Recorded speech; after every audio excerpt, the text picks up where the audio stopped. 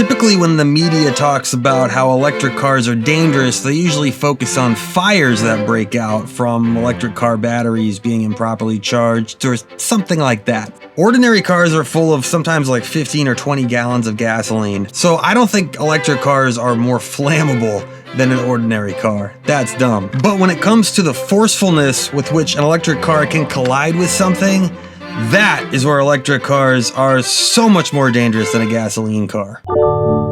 Electric cars are both heavier and accelerate faster than gasoline cars do, and that makes them more forceful. So in a collision with either another car or a pedestrian, that makes electric cars much more deadly. To understand this, there's a simple equation in physics called Newton's second law of motion, which calculates force as being the product of mass times acceleration. Force equals mass times acceleration. And with electric cars, you are increasing both the mass and the acceleration and multiplying them together.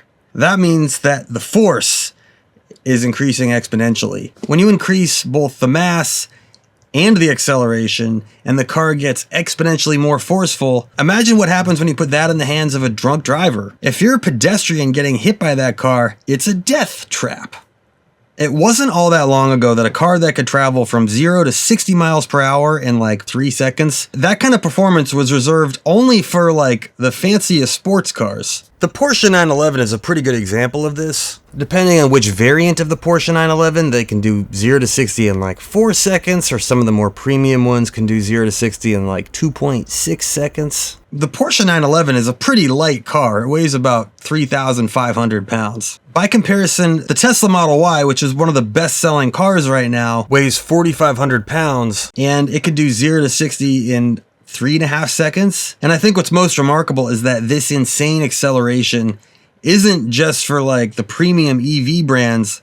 This is like what Ford is doing on the F-150. That's also one of the best-selling cars in America. The Ford F-150 Lightning, the different versions which weigh between 6,000 and 7,000 pounds, can do 0 to 60 in 4 seconds. The Rivian R1T, which weighs over 7,000 pounds. Rivian says that can do 0 to 60 in as fast as 3 seconds. The Cyber Beast, which is the most premium variant of the Cybertruck, it weighs nearly 7,000 pounds and it can do 0 to 60 in 2.6 seconds. The Hummer EV, which weighs 9,000 pounds or 4.5 tons, can do 0 to 60 in 3.5 seconds. That's a car that is almost 3 times heavier than the Porsche 911, and it can do 0 to 60 just as fast. That's insane. This kind of performance is going to be normal for EVs. And what's crazy is that a lot of times the acceleration is limited just by the software. My Tesla Model Y accelerates in 4.8 seconds. It feels pretty darn fast to anybody who's in the car.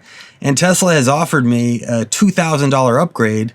If I pay $2,000, the car will go 0 to 60 in 4.2 seconds, which is about as transparent as you can get that the acceleration is limited by software, nothing about the hardware. I'm not here to badmouth EVs. I am an EV driver. I think EVs are sick. But as long as they're heavier and accelerate faster, which seems just innate to all EVs, this is a problem we're going to have to deal with. So all these safety features like collision avoidance systems, or maybe even some of the autonomous driving features, those are going to be really important in dampening the increased danger of driving an EV.